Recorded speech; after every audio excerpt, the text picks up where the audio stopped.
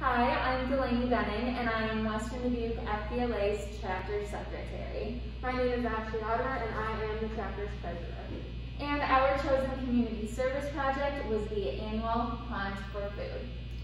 So what is this Hunt for Food? It is our annual food drive where FBLA members go door to door to collect food goods or other donations to distribute to local food pantries. Who is involved with Hunt for Food? This year we ensured that each of our members had some type of role in this event. Some members helped create and distribute flyers to local businesses in the communities, and some members were at the donation sites collecting food, and some members helped after the event in analyzing how much food and donations we had collected. And who does this event benefit? It benefits the community through helping distribute food, and it also benefits FBLA members who are able to serve their community. And one of our purposes is to resolve this food insecurity within our community by offering food through our school's food pantry and also other local food pantries, as this is a very relevant issue, especially with the ongoing pandemic. We also would like to provide a healthy environment to learn at Western Dubuque.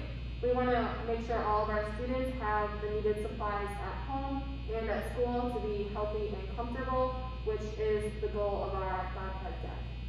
So our Bobcat Den is our in-school food pantry, and our purpose this year was to completely restock this to provide food for our students. So these goals, we wanted to completely fill the Bobcat Den and also distribute donations to other local food pantries.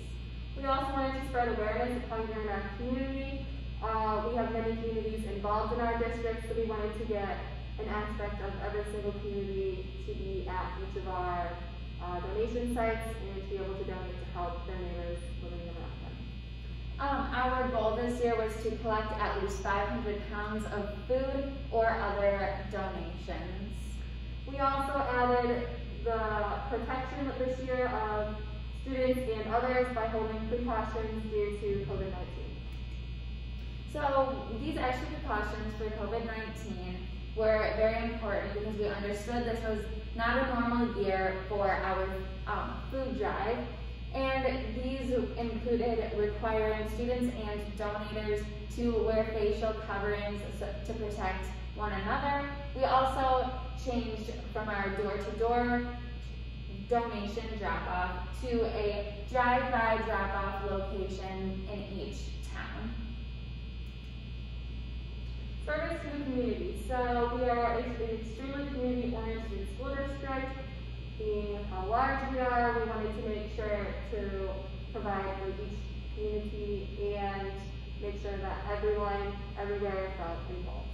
We also, as we previously mentioned, wanted to make sure that Western Dubuque FBLA members were involved in some way. This has a very large impact on the community and FBLA members, as we don't always know everyone in our community that is struggling with food insecurity, and it's a very good community service project for FBLA members to be a part of. So in our planning and development process, we understood that it wasn't going to be the same as last year, and we also wanted to still accomplish things while following social distancing guidelines.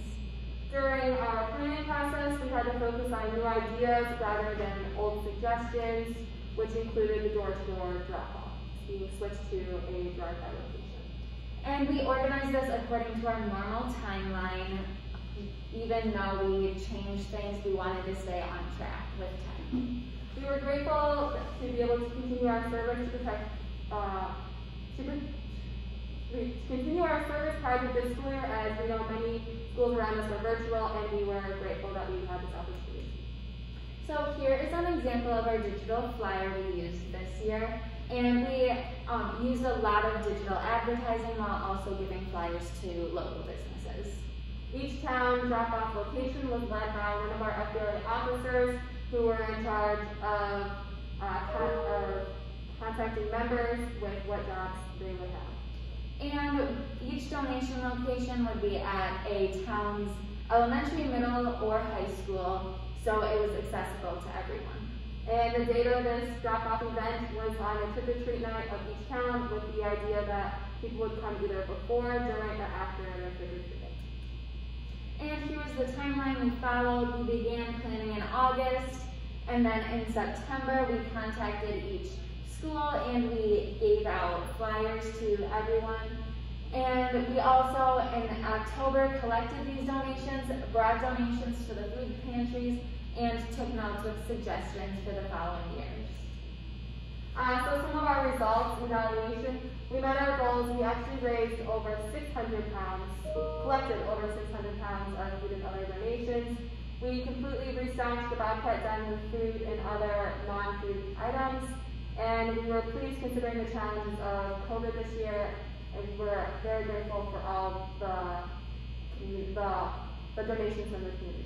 And then here are some examples from our Bobcat Den of the food and items we were able to get donated to us, and these were all stocked by FBLA members, and we are just overall very pleased with how this year went.